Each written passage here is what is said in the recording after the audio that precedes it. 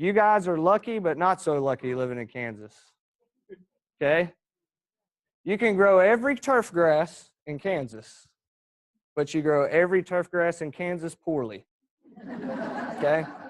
It's very, very tough to grow turf in Kansas, but there are some benefits to turf. I like to think of turf as your canvas, your foundation for your landscape. You got to have walking paths through gardens. You need recreational areas for animals, for children. If you got a playground, you need that. Best way, I tell people, the easiest way to get your lawn noticed is by how? Not mowing, that's one. Yep. Have weeds in it, a big brown spot in the middle of it, you know? If I'm driving down the road, I can see a patch of weeds, right? And so my eye goes to those weeds or that brown patch. If I have a healthy, maintained lawn, my eyes goes to the flower beds. My eyes go to other plantings in that landscape. So I call it the foundation. You got to have a canvas, just like an artist has to have a canvas to paint on. Turf is kind of the canvas that you paint the rest of your landscape for. So I'm not 100% turf person. I do love my trees. I do love my flowers. I'm learning more about those as well. But it's really important.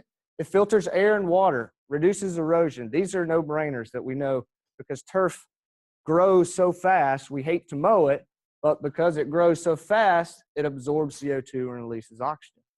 One of my favorite things why turf is important is promotes healing and mental health. Who wakes up, looks out their door in the middle of the wintertime and says, man, that's some beautiful brown dead grass, you know? Not just turf itself, but the landscape as a whole. This is why we have nice community garden areas around corporate buildings or hospitals or any other place. People feel, I like to sit out in my backyard because I feel better after I sit out there instead of staring at the wall or the TV inside. So it does promote healing and mental health. There's a whole bunch of other things, noise abatement, glare reduction. You know, we got flint rocks all over the side of the road in Kansas. The native grasses on the roadsides really reduce the glare off those rocks and make it safe as a motorist going down the road. Noise abatement, there's a lot of amphitheaters. They're grass. They're not concrete, but they're grass because it absorbs the noise and it doesn't allow that noise to pollute other neighborhoods or anybody else that may be close by that don't want to hear that concert. But one of the two things that I really like about why turf is important is the air conditioning effect it has. Your average house has a 3 to 4 ton air conditioner. That's the size of your air conditioner. One block, about 8 houses, equals 70 tons of air conditioning power that turf has. That reduces the air temperature around your home.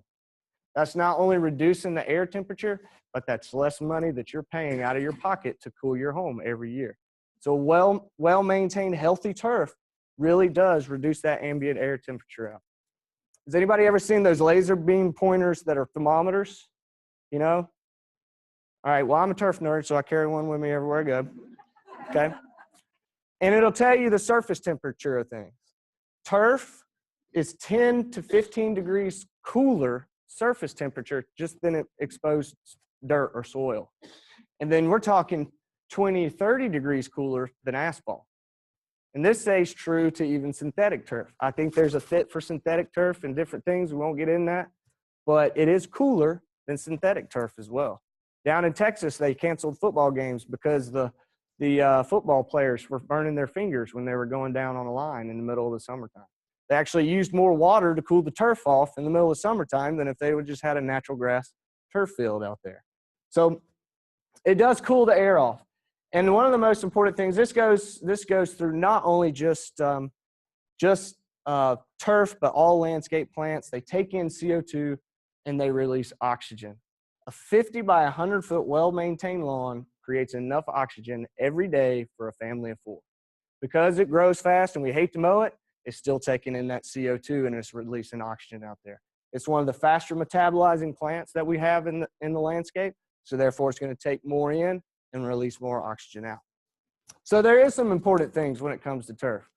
Like I said, Kansas is the most difficult place to grow grass in the United States. I mean, it really is. We're up here in the northwestern part of the transition zone. And the transition zone just means you can grow warm season grasses and cool season grasses horribly, is what it means. So the warm season grasses, it's tough to keep alive in the summer, or it's tough to keep alive in the winter, and the cool season grasses is tough to keep alive in the summertime. So that's why we're struggling one time a year, no matter what type of grass we have out there, to keep it alive, whether it be the wintertime or whether it be the summertime. So what we're going to do is we're going to kind of go through these two major groups, the different types of warm and cool season grasses. Then we're going to go through some management stuff, and then we're going to get into pest control stuff. How about that? I always get a question every time, what is this weed and how do I get rid of it? You know? So pest control is a big part of turf management. So here, these are common two turf grass species in Kansas. The warm season grasses are denoted by the red line. The cool season grasses are by the blue line. This is just average growth over the year. If you learn these two curves, you're a professional turf grass manager. I'm telling you, everything revolves around this right here. So for example, the warm season grasses, they don't grow in the wintertime.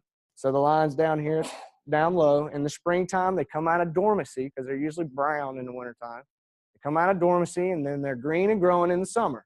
That's the time we do stuff to warm season grasses.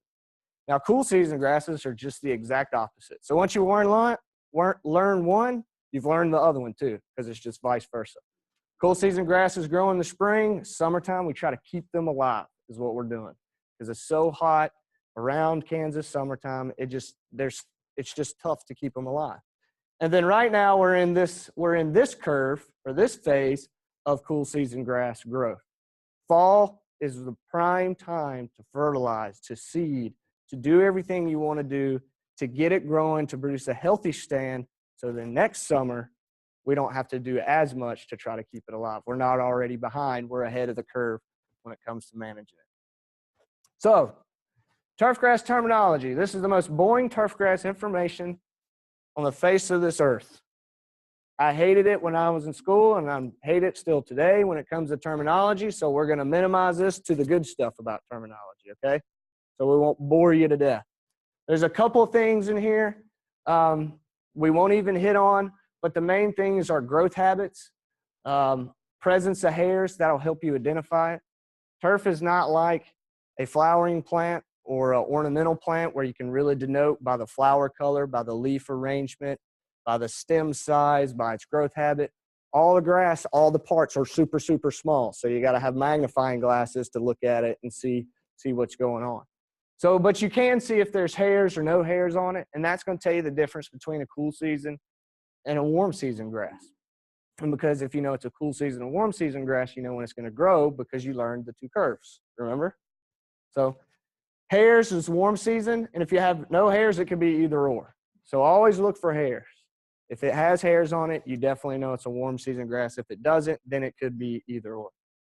But like I said, the growth habit is the most important thing to learn about turf. So for example, have y'all heard of these? They're called stolons. You know what those are? And it's above ground stem, okay? So what that means is the turfgrass plant grows and it produces all these leaves, and then it says, I want to keep reproducing. So it sends out this shoot, and on every node, it can produce a whole new plant.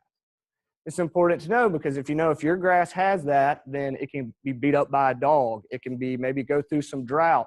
It can be terrorized by kids and dug up by shovels, but then it can come back from those reproductive structures. Where it's another type that we'll get to won't come back if you lose it. So these are mainly on the warm season grasses. You have stolons, which is above ground, and then you have rhizomes, which are the sneaky below ground ones, okay? This is why people hate Bermudagrass, all right? It'll creep under your sidewalk. It'll creep under the edge of your flower bed and pops right up.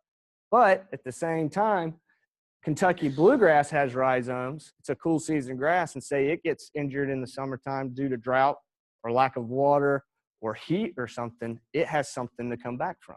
So it's able to fill in from those rhizomes as well as you can from the stolons, which are just above ground.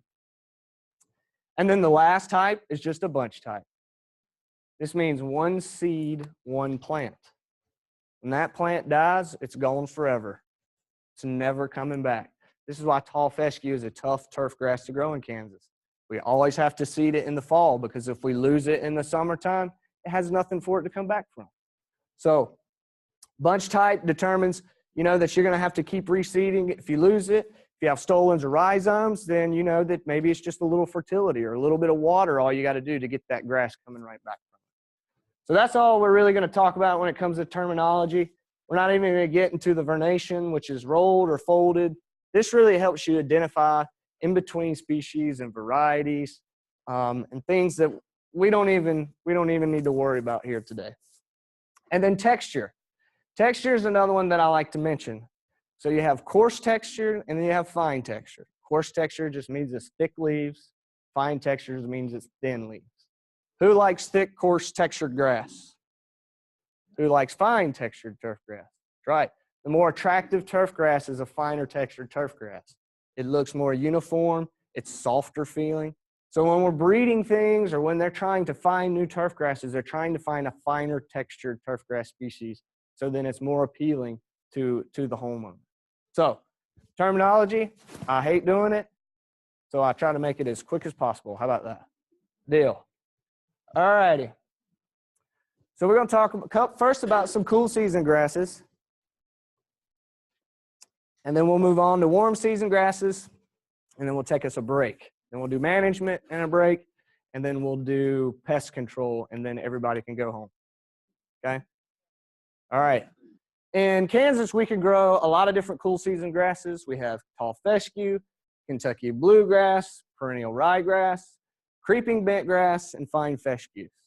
Now today, we're only going to really talk about tall fescue and Kentucky bluegrass, because those are the only two that fit in a home lawn situation. Perennial ryegrass, it's a cool season grass. It germinates in like 3 days, but as soon as it gets hot and as soon as it gets dry, it dies out. So we don't like it for a home lawn because it's not as sustainable as tall fescue or Kentucky bluegrass.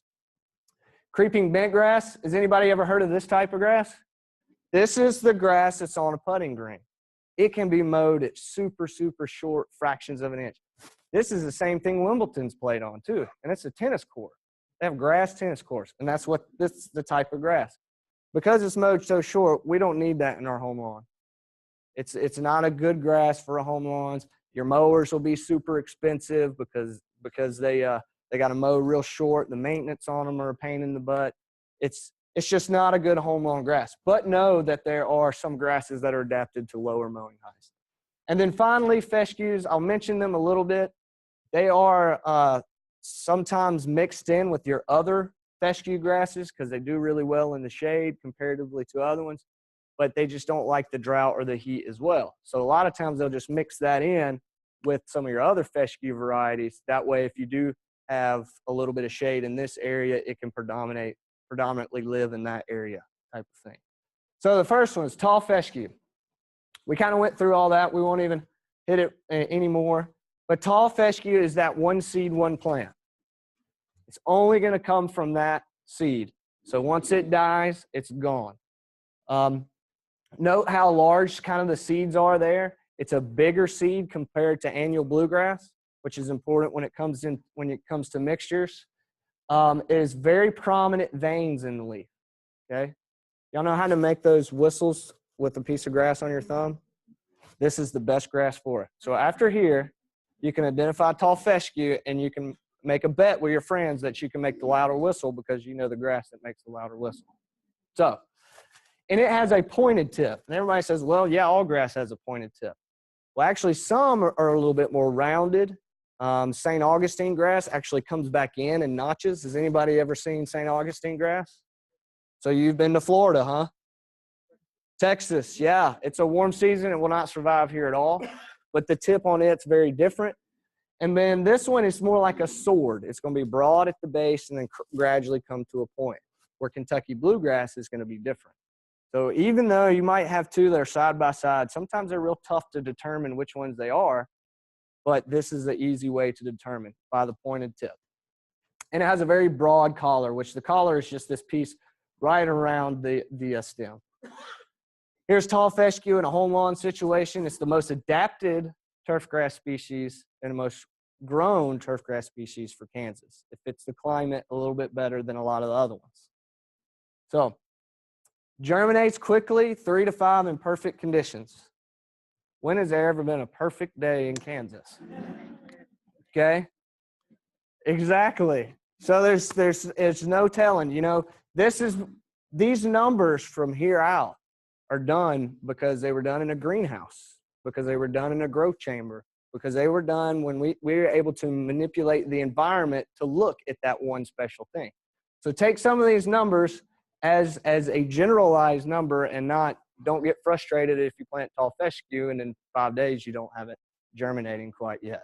So seed germinates really quickly. There are newer and older varieties, okay? The older varieties are like K31, right? It's yellower green. It's very coarse textured. They're going to say it's the most drought tolerant, but it is the least disease tolerant. It will check out when the first sight of brown patch sets in at any day. The newer varieties are called turf type tall fescues. These are going to be finer textured. They're going to be darker green. They have been selected and studied all across the United States for brown patch tolerance, for grub resistance. So they've been studied and they found out that these varieties work better for this climate. And when I say newer, I'm saying like 10 to 15 years. Everybody's like, that's not new. That's 10, 15 years old.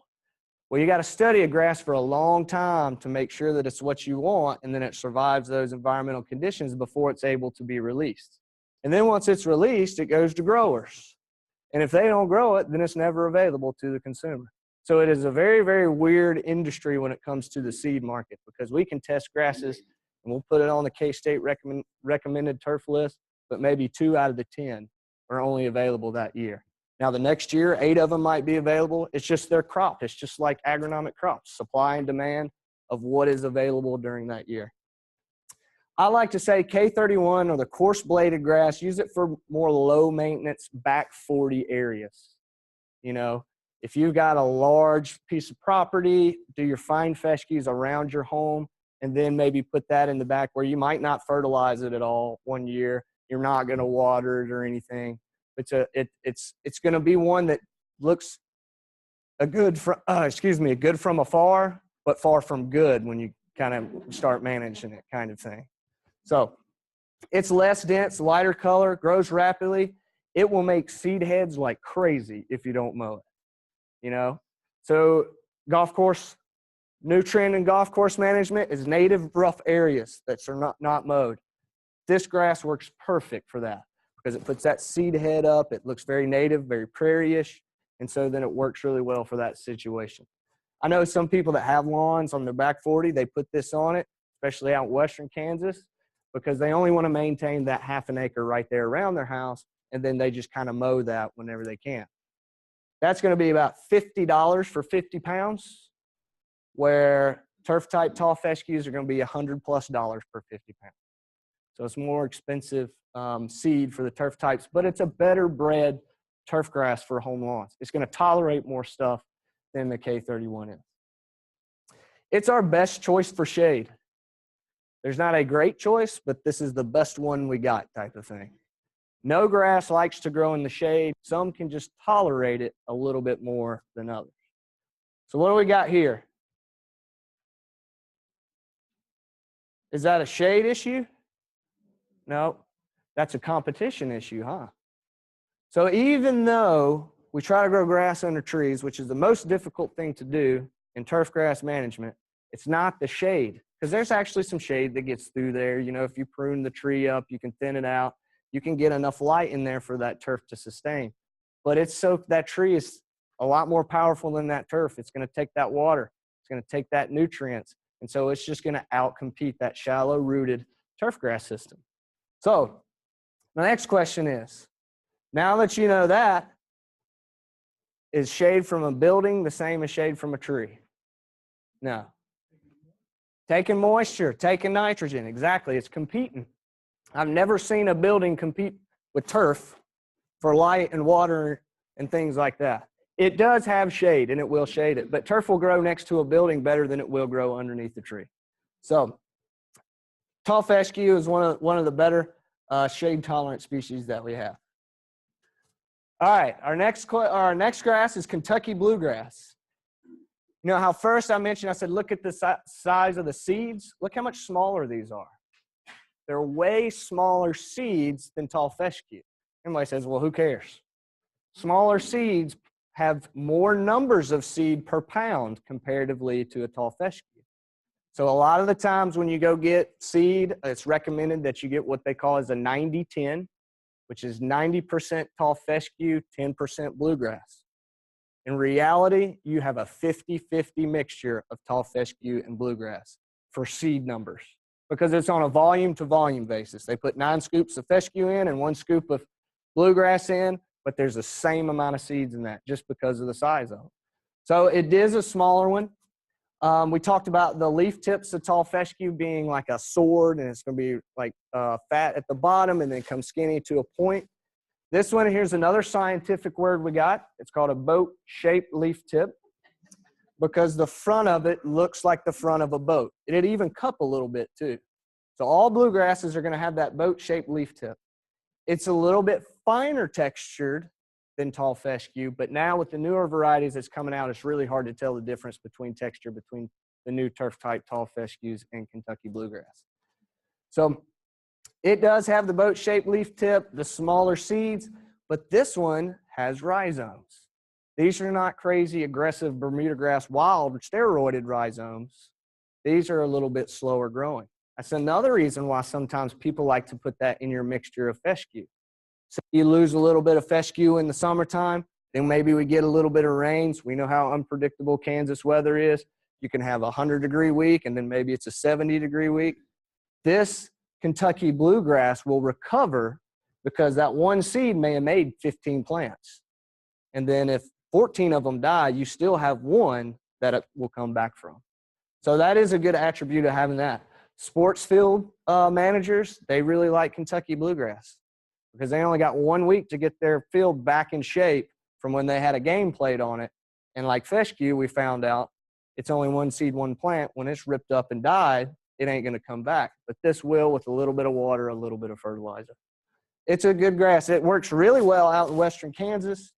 It's a little bit slower germinating, 10 to 14 days. And it's even slower after it germinates. Some weird stuff with this grass I've seen before. It really sprouts and got to about 1.5 inches. I've seen it. And then it just didn't grow anymore that year. Just kind of stuck there right about that. So it's a slower one. It is less heat tolerant than fescue. That's why we go more towards the fescue than the bluegrass. But it does have an attribute that we like, that it can go dormant, quote unquote dormant, in the summer. Now there is a fine line with summer heat and dormancy and dead. Okay? I have seen, and it's like there's always exceptions when it comes to turf.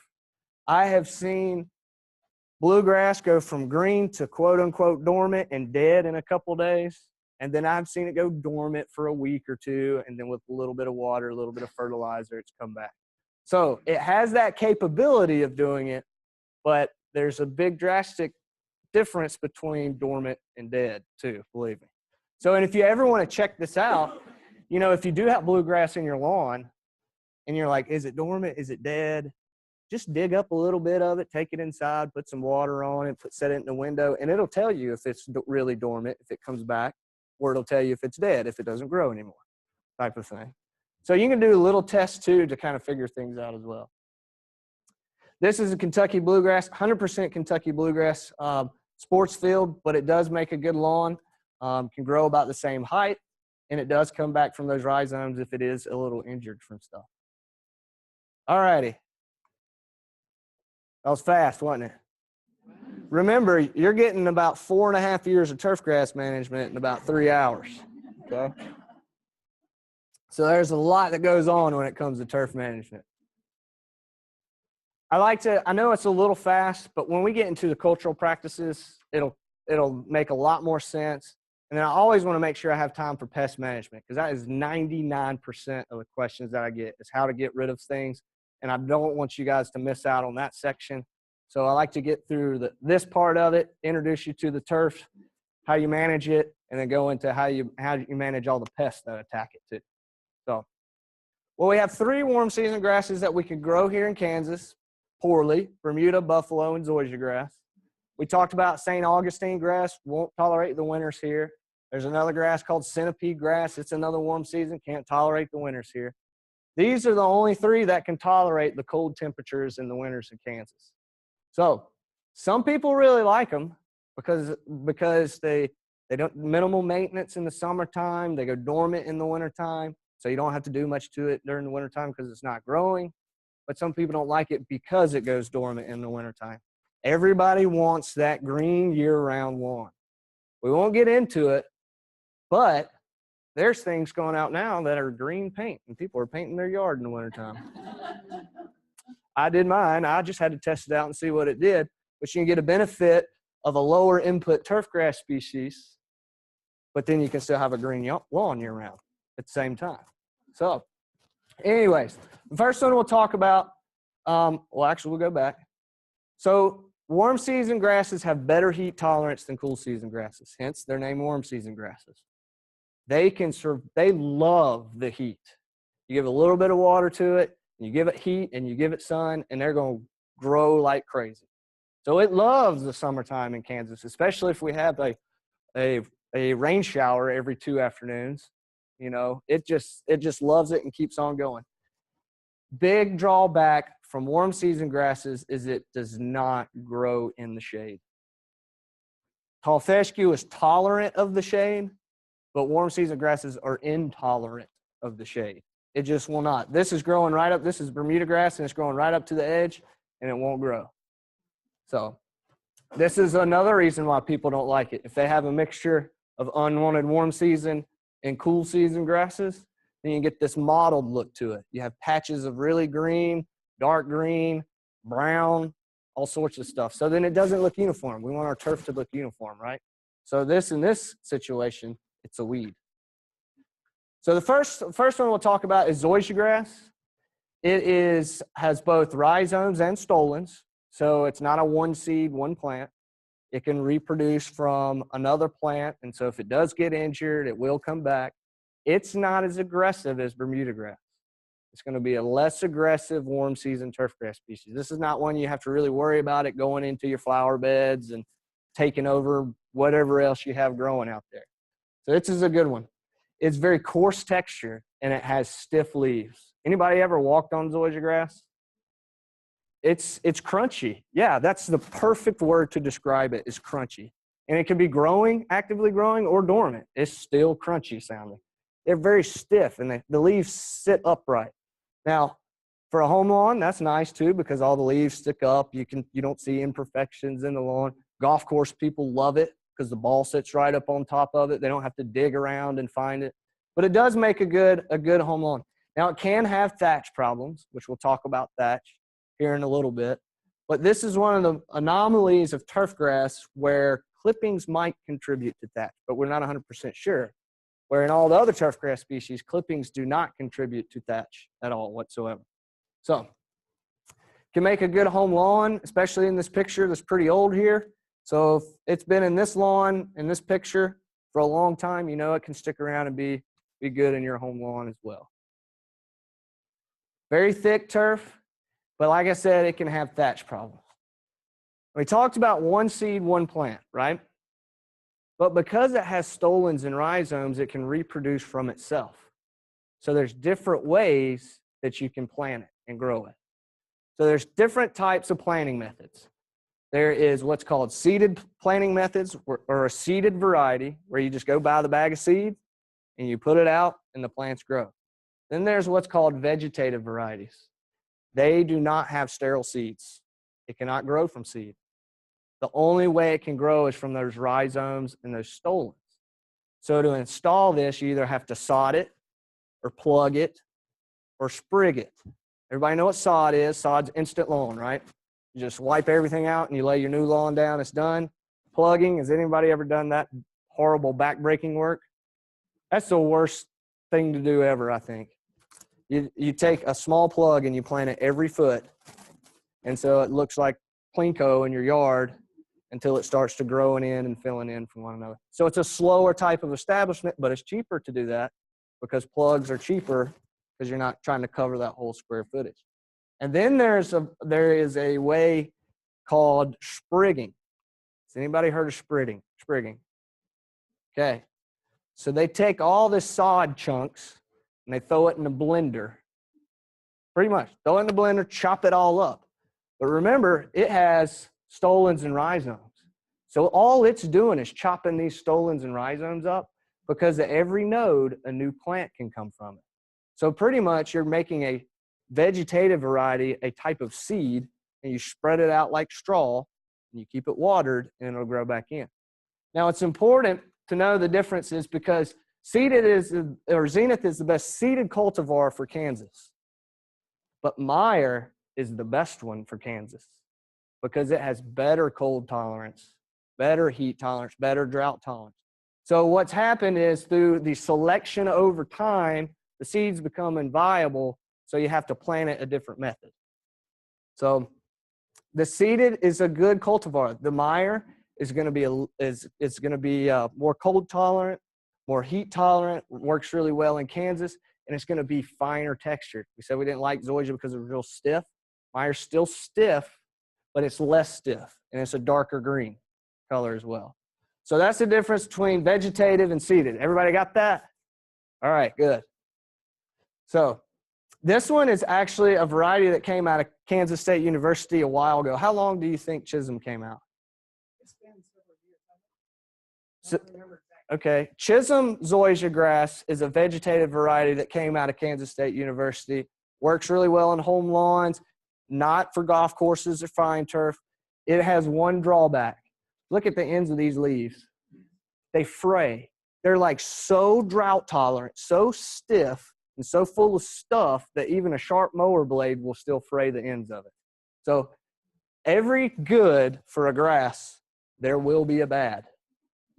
There's not one perfect turf grass. It's picking what situation you got and fitting what turf grass species into that situation to have a healthy, well-maintained lawn. Now, this is a brand new one right here. This one, Dr. Jack Fry and Ambika Chandra at Texas A&M have been working on for a very, very, very long time. There's no name for it yet. It's called 0802. It is a lot darker green. It resembles the look of a fescue. But you have rhizomes, you have stolons. It's a warm season grass. This one greens up a little bit sooner than Meyer's Zoysiagrass, stays a little bit greener later in the fall before it goes dormant. But it's very fine. It's a lot finer textured than the Meyer's Zoysiagrass. So this actually is out with 15 different growers across the United States. So instead of going to producing it and saying, consumer, would you buy this? And they say yes, we went to producer and said, would you grow this and sell this first?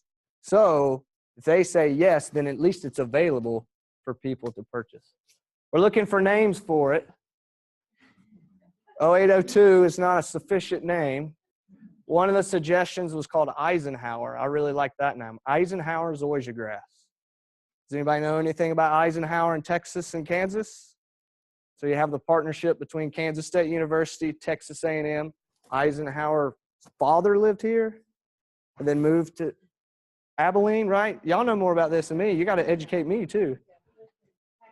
Lived in Texas and then came back to Kansas. Okay. Texas and Kansas. So that's why we want to name this Eisenhower. I think that'd be an awesome turf grass name. So that's Zoysiagrass. It's a well-adapted, works really well in Kansas. And then one of the last two we're going to talk about is Bermudagrass and then Buffalograss. Well, this is not the type of grass that you see wild running crazy in your lawn. The type of Bermuda grasses that we're talking about growing and cultivating in our lawn are less aggressive. They're not going to be the ones that go in through your flower beds. The Bermuda grass that's a contaminant in your lawns, that's out of control, is a wild, common type of Bermuda grass. It's not attractive. It's thick leaves, has super long stolons and nodes on it with very few leaves. So it doesn't really make a good turf anyways. And so we don't want that one. These are the ones that are finer textured. They look more like a zoysia grass, but they're able to adapt to the winter time here in Kansas. They do have both stolons and rhizomes. They both can be vegetative and seeded varieties. Vegetative varieties you can't seed. The seeded varieties, I guess you could vegetatively propagate, but it's cheaper just to buy the seed. Believe it or not, right down the road, your 3 major sports fields are Bermudagrass. You know that?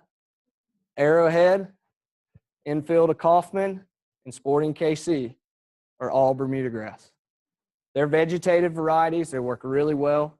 These Bermudagrasses work really well for parks, for dog parks, areas with full sun, if you got kids running around on it. This is, believe it or not, there is quite an abundance of grass airport strips in the state of Kansas. This can take the beating and work really well as a grass airport strip for the crop dusters, where the fescues would require too much water, too much fertilizer, and things like that. So it is a good turf grass, and if it fits in your lawn and your expectations, it's perfect. Like I said, on athletic fields, parks, home lawns, golf courses, not really recommended, quote unquote, for the northern half of Kansas. We got it up in Nebraska now being grown, and it's surviving the winters. Some of the newer varieties, one came out of Oklahoma called Latitude 36. It's listed right there. It was supposed to only grow and tolerate the winters up to that Latitude 36 line. But now it's being grown north in the colder climates, and it's doing quite well in surviving the winter. So the best varieties, I would say, are the vegetative ones. These Latitude 36, Northbridge, Patriot, Midlawn, and Midfield are the older K-State varieties that had come out a long time ago. They're a little bit more coarser textured, less cold tolerant. The seeded varieties, you're looking at Riviera and Yukon are the names of those. And they work really well in Kansas, but these vegetative varieties do outperform better quality, better color, less aggressiveness, and just look more like a finer textured turf that you would want to have if you want to have a Bermudagrass lawn. And if you sprig it, Bermudagrass sprigging is really easy, really quick. We talked about it, and it will only take about 6 weeks, and you'll have a full lawn from sprigs in the middle of summertime. Bermudagrass, Zoysiagrass, and Buffalograss are going to be the most drought-tolerant turfgrass species out there. The warm season grasses love the warm weather. They're going to thrive and grow when it's warm. So it is a very drought-tolerant turfgrass species. And because it has rhizomes and stolons, if it gets hot and dry and Mother Nature cuts the rain off for a while, this one will come back with a little bit of water, with a little bit of love. Same thing goes. What if you had a really cold winter? There's still rhizomes, there's still stolons there. So if you had some winter injury, it would still come back from that as well, too. This is why people don't like it. I don't know what's under there, but it's been taken over by common, aggressive, wild Bermudagrass. So don't get this type right here mixed up with the varieties that I was just talking about that work really well. So it can be aggressive and hard to control. Buffalograss. Buffalograss, a little bit goes a long way. It is actually the only native grass species that we cultivate for turf. It's the only one. Fescues are from Europe area. Zoysias and Bermudagrasses are from Africa and Asia and Central America area. We don't have that climate, but we do have a North American climate where this is a native turfgrass species from. The newer varieties are working really well, dark green color. Very cold tolerant. It's the only like I said, it's the only native one that we have here. It's kind of hairy, but people don't like it because it's a light green color. It is not your dark green fescue, but it does respond to fertility really well. It is a very low maintenance grass. It doesn't require a lot of water, doesn't require a lot of nitrogen for fertility, but a little bit goes a long way. We did a study this past year, and we found that we put 0, 1, 2, 3, 4, 5, and 6 pounds of nitrogen. 6 is way too much, anyways, on Buffalograss. And we saw no visible difference of green color from 1 pound to 6 pounds, right? So a little bit, just a tiny bit, made that grass respond and get a darker green color. Now, the newer varieties that are out there are like the newer varieties of Zoysiagrass I was talking about. They green up earlier. They stay green longer. They're going to be finer textured, darker color. They're more attractive than the older types of Buffalograss that have been on the market forever. So there are some new ones that come out there. And it does have stolons. It doesn't have rhizomes, but it does have stolons. So it will grow and fill in if there's areas that are damaged from whether it be mechanical or spill or gasoline spill or you run over it too much. It does not like to be over-maintained. I said a little bit goes a long way, but you can love this grass to death, okay? You can water it too much. You can fertilize it too much. You can mow it too much. You can run over it too much. And so a little bit is better than a lot of it when it comes to this type of grass. We are looking at it. Actually, in Wamego, we have a test soccer field of Buffalograss, and we're running 10, 11, 12-year-old kids on it all summer long to see if it can tolerate that. And what we found is when you push it to those limits, when you push it to someone outside or something outside of its normal realm or normal zone or comfort, whether it be traffic or something, then we have to supplement it. So it needed a little bit more nitrogen to recover. So we are pushing it to the limits, and it's coming to be a very, very good grass, especially with the newer varieties. Now, a lot of people don't like it too because of this right here. This that you see. Is that flowers, seeds? What is that? I kind of gave it away, and you all have the stuff right there in front of you too. What is it? We got seeds, flowers. Who says seeds? Who says flowers? Who says, I don't care, just tell me which one it is? Hey, we have some honest people. I love it. This is great. Those are actually the male flowers, okay? The seeded varieties, we talked about seeded and vegetative. Seeded varieties of Buffalograss have the male flower. The vegetative varieties, they don't have the male flower. Loose term there. There's always exceptions. Sometimes the male flower pops up here or there, but it's not as progressively or prolific producing as seeded varieties. So that's actually not the seed. That pollinates this, the female flower, and that's where the seed is. The seed is contained in a capsule that looks like a ball with a crown sitting on top of it. There's about 2 or 3 seeds actually in that capsule. This is one of the reasons why Buffalograss seed is a little bit more expensive. All our other turfgrass seeds or turfgrass varieties have seeds that are above the canopy. So it's just like harvesting wheat. The seeds are up here, the foliage is down here. There's a separation between it so you can come through and you can combine and you can collect that seed. The female flower that contains the seed is down in the canopy. So you have to have special equipment to suck that seed up. And then when you do that, you have a lot more trash, dirt, other leaf clippings and stuff in it. So it takes more time, more money, and more effort, and you're less successful collecting it. So it's more expensive because there's another process that you have to go through before that pure seed gets into your bag. But when we get to seeding rate of these things, it's not, because the seeding rate is a lot lower than cool season grasses, the price per acre is roughly the exact same. So even though that one bag is a lot more expensive, that one bag is going to go 4 to 5 times the distance or square footage than that one bag of tall fescue. So don't be alarmed about the price of it. You just don't need as much seed to cover that area. So it does have both male and female flowers. The female flowers are the ones that contain the seed. It has both vegetative and seeded cultivars. It says here, you know, the best cultivars are vegetative, female clones. I'm starting to believe that the new seeded varieties are just as good as the vegetative variety. They are darker green. They have been selected for that spring green up earlier, selected for it to stay greener longer, a little bit denser, a little bit thicker. And it's easier to buy seed and it's easier to plant. So people are realizing, yes, not everybody's going to go buy plugs. You can't sod this because it doesn't hold together. Buffalograss sod is horrible to try and put down. So the seeded one works really good. There's some seeded varieties. Sharp's improved too. Cody, Sharpshooter. There's a new one out. It's called Sun Dancer or Prairie Dancer. Which one is it? I can't remember. It's one of the two. It's something Dancer. It's out of Nebraska, and it's awesome. It looks really, really good.